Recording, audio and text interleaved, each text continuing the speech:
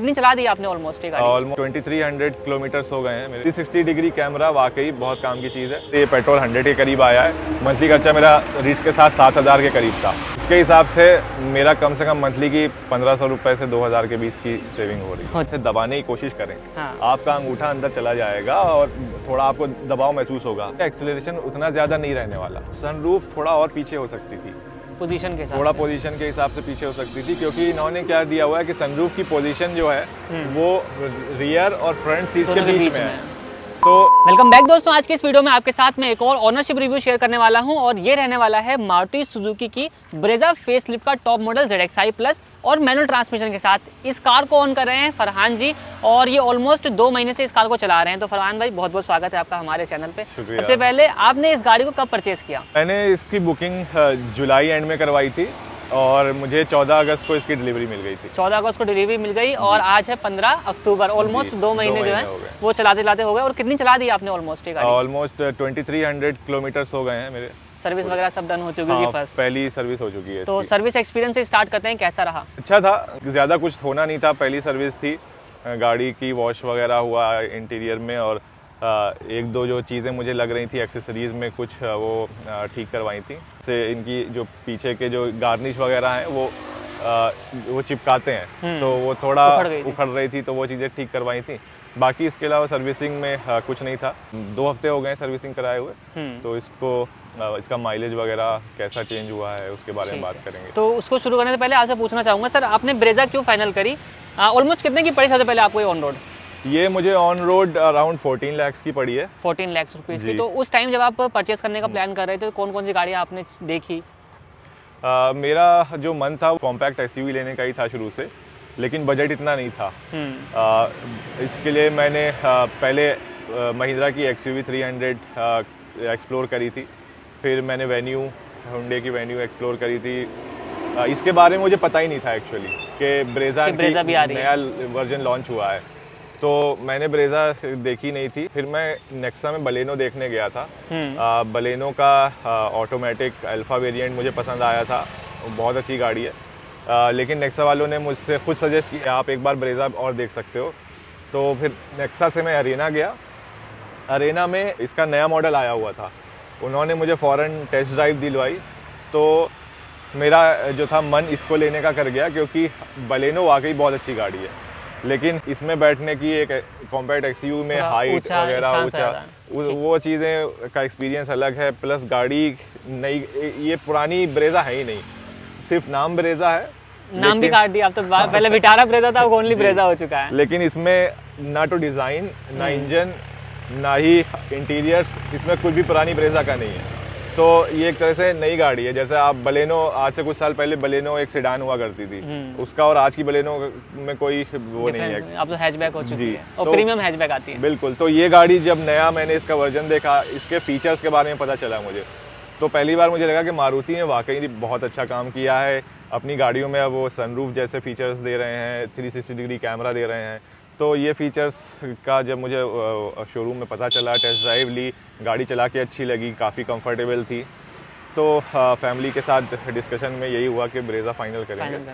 फिर हमने फाइनली ये कलर चूज़ किया और बुक करा दी। और ये कलर भी काफ़ी यूनिक सा आप देख रहे हो, खाकी कलर है, जो कि मोस्टली डुअल टोन में आपको देखने को नहीं मिलता होगा, ऑन रोड पे बहुत ही कम देखने को मिलता है। अब मैं इसको क्वेश्चन पूछना चाहूँगा, क्योंकि अब ये सबसे टॉप मॉडल है ZXi प्लस जी। तो इस वाले मॉडल को लेने का क्या रीज़न था? मतलब इसके फीचर्स कौन कौन से आपको पसंद आए जो कि आपने इसको ही लेना पड़ा? मेरा जो बजट था वो ZXi का था। वो बताऊँ कि 2 लाख का डिफरेंस है करीब ZXi और ZXi प्लस में जी।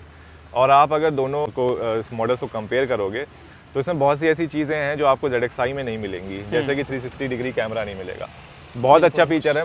मैं इसे बहुत यूज़ करता हूँ। जहाँ ट्रैफिक में मेरी गाड़ी जाती है, आसपास किसी ऐसी जगह पे जहाँ गलियाँ हैं, फंसने वाला जगह हो, तो मुझे 360 डिग्री कैमरा, पार्किंग मुझे रिट्स की आदत है पीछे देख के पार्क करने की और साइड मिरर्स में, अब मैं वो भी नहीं करता। अब मुझे सामने जो है स्क्रीन पे कैमरे में हर चीज़ मुझे दिख जाती है, तो मेरे लिए पार्किंग बहुत आसान हो गई है। तो 360 डिग्री कैमरा वाकई बहुत काम की चीज़ है। HUD उसके बिना भी काम चल जाता, वो एक अच्छी चीज़ है, एड ऑन चीज़ है। लेकिन मैं उसे भी यूज़ करता हूँ। मैं अब नीचे जो हमारा डैशबोर्ड में जहाँ पे स्पीडोमीटर वगैरह वो वहाँ मेरी नज़र ही नहीं जाती, क्योंकि एचडीडी में सब कुछ रहता है। लेकिन उसके वो ना होता तो उसके बिना भी काम चल जाता जी। तीसरी चीज़ है सिक्योरिटी, सेफ्टी। इसमें आप 6 एयर बैग्स दिए हैं मारुति ने, और ZXi में शायद 2 एयर बैग्स हैं जो कि फ्रंट के लिए ही हैं सिर्फ। तो ये दूसरा सबसे बड़ा फ़र्क था। तीसरा जो था, मुझे अलॉय व्हील्स का लगा कि उसमें कंप्लीट ब्लैक अलॉय व्हील्स थे, फुल ब्लैक। और ये जो आप देख रहे हो फॉग लैम्प, उसमें फॉग लैम्प भी नहीं है, ठीक, एम्बिएंट लाइट भी नहीं थी। तो काफ़ी सारे ऐसे फीचर्स थे जो मुझे लगा कि वाकई में अगर मैं 9 इंच का जो इसका वो डिस्प्ले है, इंफोटेनमेंट सिस्टम है, प्लस इसका जो म्यूजिक सिस्टम है वो आर्कमिस का है, सराउंड साउंड है, दोनों और मल्टीपल्स में भी आपको फीचर्स मिल जाते हैं। तो बहुत ही अच्छी साउंड क्वालिटी आती है, बेस बहुत अच्छी आती है, बिना बेस ट्यूब के आपकी बेस बहुत अच्छी लगेगी। तो ये फीचर्स जब मैंने कंपेयर किए तो मुझे लगा कि वाकई में 2 लाख वर्थ है। और अगर मैं ये फीचर्स के बिना लूँ तो फिर मैं ZXi ही क्यों लूँ, फिर तो LXi में ही काम चल जाएगा। आप ZXi लो ही मत, या तो आप ZXi प्लस ले लो, नहीं तो आप LXi या VXi भी मत लो। LXi लेके आप बाहर से कस्टमाइज करा लो, जो आपको अलॉय लगवाने हैं, जो आपको चीज़ें लगवानी है वो आप लगवा सकते हो। तो और 9 लाख के आसपास में आपको LXi आ जाएगा। तो फिर इसका जो फीचर सनरूफ का है, सनरूफ भी ZXi में है। इसमें जो और भी फीचर्स जो मैंने आपको बताया, ऑटो फोल्ड आ जाता है, मतलब इस तरीके के छोटे मोटे काफ़ी सारे फीचर्स हैं जो कि इसमें एड ऑन्स हो जाते हैं। ऑटो डिमिंग जो इसका रियर व्यू मिरर है, IRVM जी, IRVM, वो बहुत मदद करता है रात की ड्राइविंग में। तो ये सारे फीचर्स मुझे लगा कि अगर ZXi में नहीं दे रहा है और मैं 12 लाख पे कर रहा हूँ तो फिर बेटर है कि मैं 2 लाख रुपए का बजट बढ़ा दूँ, मुझे 6 एयर बैग भी मिल जाएंगे, मुझे और एक्स्ट्रा एक्सेसरी लगाने की ज़रूरत ही नहीं पड़ेगी। आप जानना चाहूँगा सबसे पहले माइलेज गाड़ी कितना दे रही है? आपने अब ऑलमोस्ट 2500 किलोमीटर चला लिए, तो माइलेज आपने क्या निकाली? देखिए, सर्विस से पहले इसकी माइलेज 15.5 की थी। 15.5 सिटी या हाईवे? दोनों मिक्स है। तो 15.5 किलोमीटर पर लीटर ये दे रही थी, और 2 हफ्ते हो गए हैं मुझे फर्स्ट सर्विस कराए हुए, और अब इसका माइलेज जो है 16 हो गया है, बढ़ गया। तो इसका जो ओवरऑल जो माइलेज है वो ऐसा नहीं है कि जो डिस्टेंस मैंने पिछले 2 हफ्ते में ट्रैवल किया है उसका माइलेज 16 है। ये जो अब तक जो मेरी गाड़ी चली है 2 महीने में, उसका एवरेज बढ़ के 15.5 से 16 हो गया। तो ये MID में शो कर रहा होगा जी। हो सकता है कि सर्विसिंग के बाद का जो थोड़ा इम्प्रूवमेंट आया हो। इसका माइलेज मुझे बहुत अच्छा लग रहा है। मैं इससे पहले रिट्स चलाता था, रिट्स का माइलेज इससे कम था। गाड़ी छोटी थी, हालांकि इंजन कम था, उसका छोटा था, लेकिन ये गाड़ी का इंजन बड़ा है, ये गाड़ी बड़ी है, हैवी है, उसके बावजूद भी ये अगर 16 का एवरेज दे रही है तो एक तरह से मेरा जो पेट्रोल का जो खर्चा है, पहले मेरा मंथली खर्चा जब से ये पेट्रोल 100 के करीब आया है, मंथली खर्चा मेरा रिट्स के साथ 7,000 के करीब था, जितनी मैं ड्राइव करता हूँ। उसके हिसाब से मेरा कम से कम मंथली की 1500 रुपये से 2000 के बीच की सेविंग हो रही है। बेनिफिट ही हो गया, उल्टा बड़ी गाड़ी भी हो गई और अपना खर्चा भी कम हो चुका है। बिल्कुल ठीक है। आप बात करते हैं इसके, जैसे आपने कहा इंजन इसका बड़ा है, रिट्स के मुकाबले चलाने में आपको कैसा रिस्पॉन्स आता है? मुझे तो बहुत फ़र्क लगा, और वो 9 साल पुरानी रिट्स थी, तो 9 साल में बहुत चीज़ें चेंज हुई हैं, टेक्नोलॉजी चेंज हुई है। तो जब पहली बार मैंने इसको हैंडल किया तो ये इतनी स्मूथ चल रही थी कि मुझे लगा कि मैं अभी तक रिट्स जो चला रहा हूँ, चाहे उसका स्टीयरिंग व्हील हो, इसका स्टीयरिंग व्हील आपको पता भी नहीं चलता जब आप टर्न लेते हो, हवा की तरह एकदम मक्खन की तरह घूमता है। मतलब मैनुअल काफ़ी अच्छा हो जाता है। बिल्कुल बहुत अच्छा है। प्लस इसका सस्पेंशन, जब गड्ढे आते हैं, स्पीड ब्रेकर आता है, तो आपको उतना झटका लगता ही नहीं जितना मुझे रिट्स में महसूस होता था। आपको कई बार तो छोटे मोटे गड्ढे तो आपको महसूस भी नहीं होते, जितना अच्छा इसका सस्पेंशन वगैरह है, इस तरीके से बनाया गया है। बिल्कुल। और जहाँ तक ड्राइविंग की बात है, बहुत कंफर्टेबल है। आप देख सकते हो 2 महीने में मैं 2000 के ऊपर ड्राइव कर चुका हूँ। मुझे गाड़ी चलाने में मज़ा आता है। तो लॉन्ग ड्राइव में आप आराम से इसको 300-400 किलोमीटर की ड्राइव पे ले जा सकते हो, बिना आपको थकानी नहीं महसूस होगी। इसकी सीट्स इतनी कंफर्टेबल हैं, प्लस हाइट एडजस्टेबल सीट हैं ZXi में और ZXi प्लस में, तो आप अपने हिसाब से उसकी हाइट एडजस्ट कर सकते हो। और प्लस इसका जो टेलीस्कोपिक स्टीयरिंग है, तो उसमें आप उसकी हाइट और जी वो अपना वो एडजस्ट कर सकते हो। तो ओवरऑल एज अ ड्राइवर मुझे चलाने में बहुत मज़ा आता है, बहुत कंफर्टेबल फील होती है और मक्खन की तरह गाड़ी चलती है। तो कभी यहाँ पे जैसे आपने ड्राइवर पॉइंट से बात कर ली, पीछे किसी को बैठाया या गाड़ी में मतलब सब लोग जा रहे हो बैठ करके, तो कोई कंफर्टेबल थे या नहीं थे, उस बारे में जानना चाहूँगा। हाँ, मैंने खुद पीछे बैठ के ये इसका एक्सपीरियंस लिया।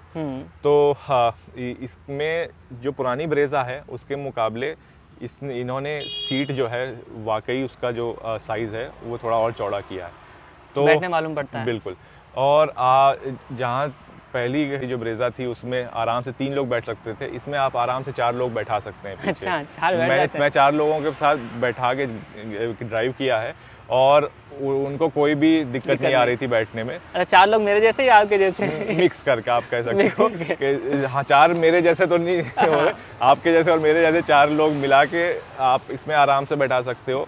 तो वो है, प्लस इसमें जो रियर वेंट दिया हुआ है एसी का, रियर एसी वेंट, तो वो एक अच्छी चीज़ है कि पीछे वालों को आगे वाले एसी वेंट्स पे डिपेंड नहीं होना पड़ता। पहले ये नहीं आता था ब्रेजा के अंदर, मिसिंग था, तो ये एक अच्छा फीचर है जो कि मारुति ने दे दिया है।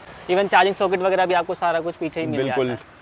अब मैं, चलिए सारी बातें हो गई पॉजिटिव्स की, जितनी हमने बातें करी हैं। अब बिल्ड क्वालिटी वगैरह आपको कैसी लगती है इस गाड़ी की? बहुत इम्प्रूवमेंट किया है, मारुति से इतना एक्सपेक्टेशन आपको होगा ही नहीं कि उन्होंने इतना अच्छा काम किया है इस गाड़ी में।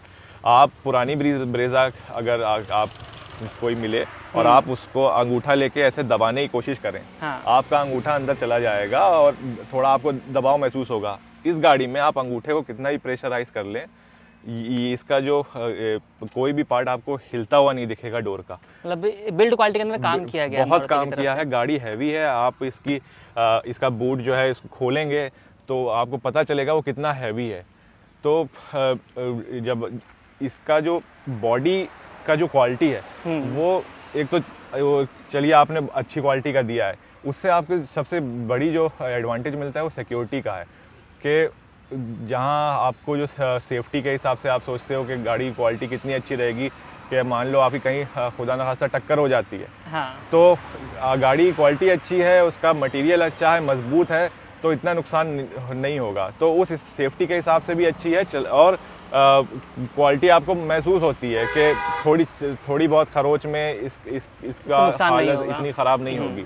तो वो फ़र्क साफ दिखता है कि जनरली जो मारुति गाड़ियों के साथ लोगों की मेंटेलिटी बनी होती है कि यार मारुति गाड़ी मतलब टीन का डब्बा, उसका अगर आप रिलेट करके देखोगे ब्रेजा को, तो ऐसा नहीं रहता। शायद पता हो आपको कि मारुति ने ब्रेजा का ये मॉडल बनाने में करीब 700 करोड़ का इन्वेस्टमेंट किया है। बहुत इन्वेस्टमेंट किया है, उनकी उम्मीदें इस गाड़ी से बहुत हैं। तो और उन्होंने ये जो काम किया है ये साफ साफ दिख रहा है। ऐसा नहीं है कि उन्होंने थोड़ा अच्छा डिज़ाइन करके और ख़राब मटेरियल लगा के डिज़ाइन बना के दे दिया। हाँ। इसमें आपको वाकई में आपको पता चलेगा कि मुझे लगता है कि मारुति की ये पहली गाड़ी है जो उन्होंने इतनी अच्छी क्वालिटी की बनाई है। और मुझे लगता है कि जो इनके कॉम्पिटिटर जैसे टाटा है, हाँ, टाटा एसयूवीज़ और कॉम्पैक्ट एसयूवीज़ में वो अच्छी क्वालिटी और प्लस एनकैप रेटिंग में वो लगातार 5 स्कोर कर रहे हैं। सेफ्टी के लिए ज़्यादा बिल्कुल मारुति के ऊपर प्रेशर है और बाकी कार कंपनीज के ऊपर प्रेशर है कि वो भी अच्छी क्वालिटी के मटेरियल की और अच्छी सेफ्टी के फीचर्स के साथ कार दें। तो अब उन्होंने काम करना शुरू कर दिया है। मुझे लगता है कि इस गाड़ी के साथ मारुति का जो मार्केट शेयर है वो बढ़ने वाला है।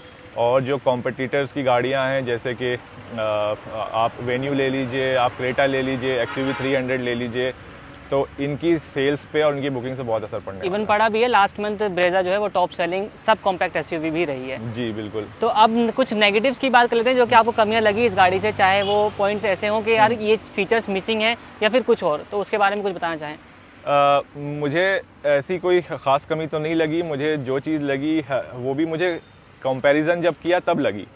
अगर मैं सिर्फ ये गाड़ी चलाऊंगा तो मुझे शायद पता भी ना चले कि ऐसा कुछ है। लेकिन जब मैंने इसकी टेस्ट ड्राइव ली और बलेनो का जो नया मॉडल आया 2020 का, उसका अल्फ़ा वेरिएंट जो टॉप मॉडल है उसकी मैंने टेस्ट ड्राइव ली, तो दोनों के एक्सेलरेशन में और परफॉर्मेंस में बहुत फ़र्क था। बलेनो बहुत स्पीड से एक्सेलरेट कर रही थी, बहुत तेज़ भाग रही थी। ये गाड़ी आराम के लिए है।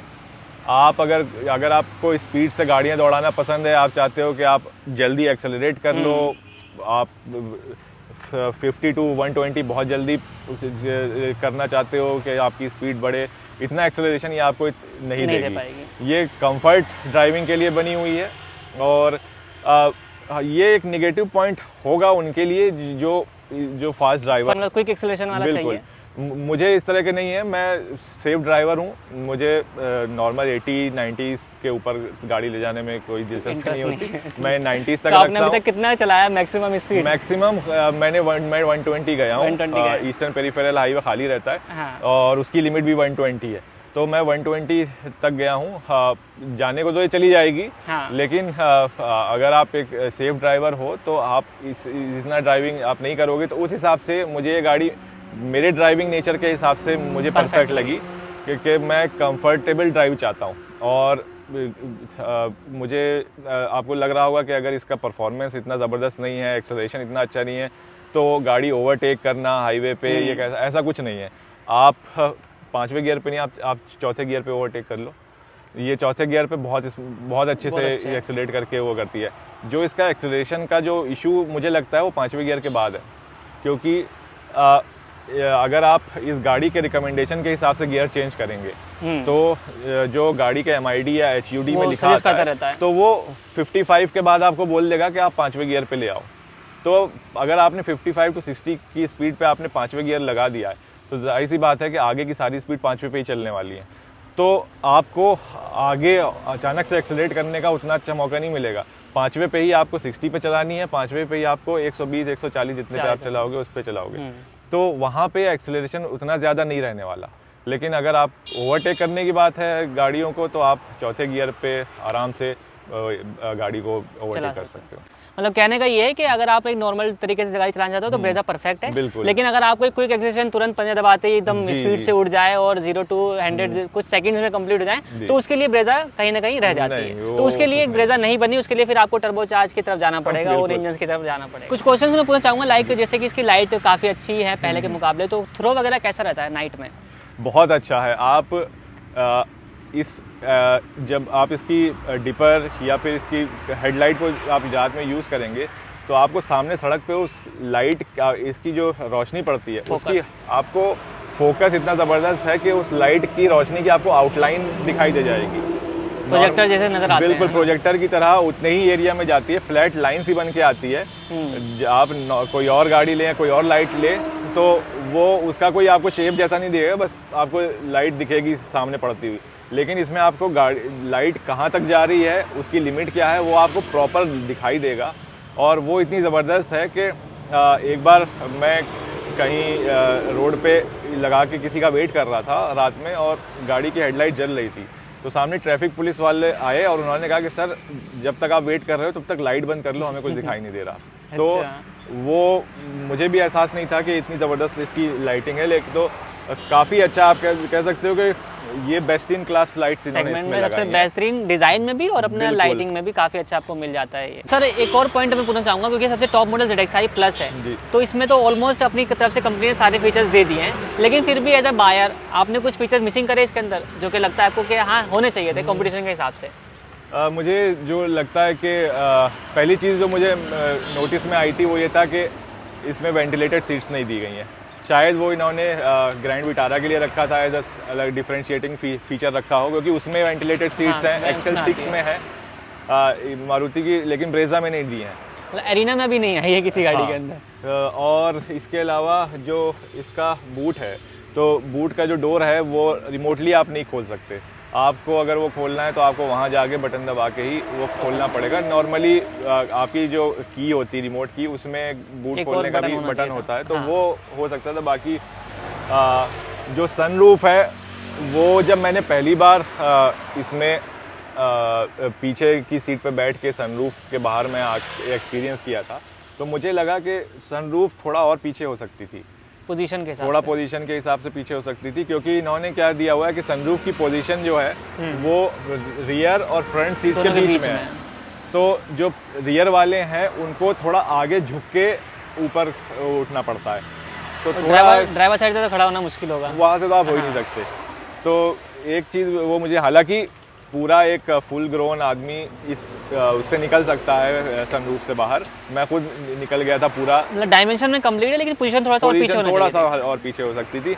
हालांकि कोई उसमें अभी भी आप निकल सकते हो, लेकिन इजीली और अच्छे से, मतलब और इजीली निकल, थोड़ा सा मेहनत करना पड़ेगा। बिल्कुल ठीक है।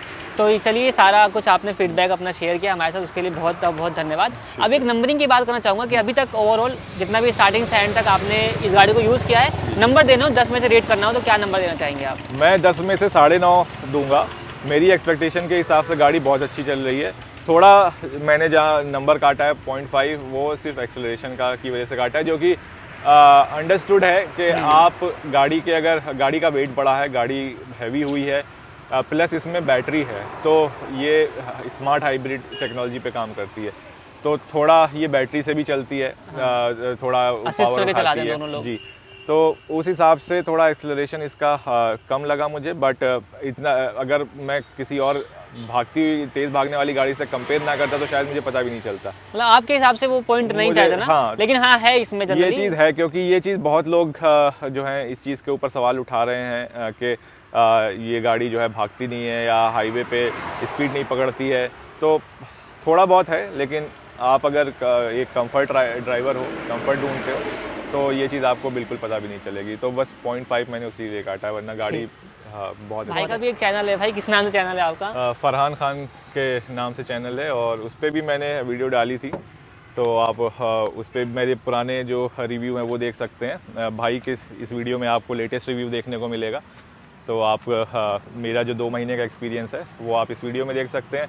जो पहला 1 हफ्ते का और सर्विस के इमीडिएट बाद का एक्सपीरियंस है वो आप मेरे चैनल पे देख सकते हैं। और इसके अलावा अगर आपको ब्रेज़ा का और कंटेंट देखना है तो मैं अपनी ब्रेज़ा का जो एक्सपीरियंस है वो लगातार शेयर करता रहूँगा, कंटेंट अपने चैनल पे डालता रहूँगा, तो आप चाहे तो फरहान खान नाम का चैनल सर्च करके उसे सब्सक्राइब कर सकते हैं। डिस्क्रिप्शन में आपको लिंक मिल जाएगा, आप वहाँ से देख सकते हो। बाकी इस वीडियो को देखने के लिए आप लोगों का बहुत बहुत धन्यवाद।